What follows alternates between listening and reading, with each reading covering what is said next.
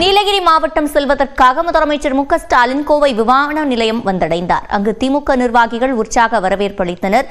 இதுகுறித்த கூடுதல் தகவல்களை நமது மண்டல தலைமை செய்தியாளர் குருசாமியிடம் கேட்கலாம். குருசாமி, விவரங்கள்.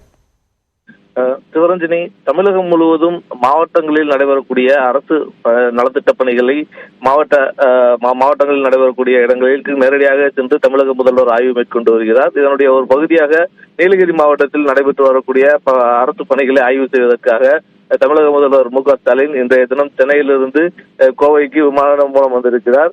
இங்கு கோவை விமான நிலையத்தில் தமிழக முதல்வர் மு.க.ஸ்டாலினுக்கு உற்சாக வரவேற்பு அளிக்கப்பட்டது. திமுக தொண்டர்களும் ஏராளமான பொதுமக்களும் விமான நிலைய வாயிலில் திரண்டிருந்து தமிழக முதல்வர் மு.க.ஸ்டாலினுக்கு வரவேற்பு அளித்திருக்கிறார்கள். இதனைத் தொடர்ந்து இந்த வரவேற்பை ஏற்றுக்கொண்ட தமிழக முதல்வர் மு.க.ஸ்டாலின் சாலை மார்க்கமாக மேட்டுப்பாளையம் வழியாக உதகை செல்ல இருக்கிறார். உதகையில் இன்று இரவு கட்சி நிர்வாகிகளுடன் ஆலோசனை நடத்துகிறார். அதனைத் தொடர்ந்து நாளை உதகையில் நடைபெற்று வரக்கூடிய பணிகளை ஆய்வு மேற்கொள்வதுடன் அங்கு புதிதாக கட்டப்பட்டிருக்கக்கூடிய உதகை மருத்துவக் கல்லூரியை திறந்து வைக்கிறார். இதன் பின்னர் அங்கு அரசு கலைக்கல்லூரி வளாகத்தில் ஏற்பாடு செய்யப்பட்டிருக்கக்கூடிய நலத்திட்ட உதவிகள் வழங்கும் விழாவில் பங்கேற்று அங்கு பல்வேறு நலத்திட்ட உதவிகளையும் தமிழக முதல்வர் வழங்கிவிட்டு நாளை இரவு மீண்டும் சென்னை திரும்புகிறார். இந்த 2 நாள் பயணமாக உதகை வருவதை முன்னிட்டு பலத்த பாதுகாப்பு ஏற்பாடுகள் செய்யப்பட்டிருக்கிறது.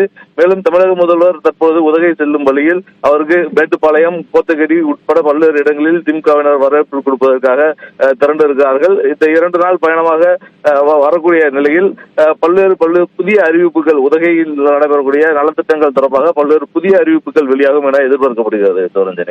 விவரங்களை வழங்கியமைக்கு நன்றி குருசாமி.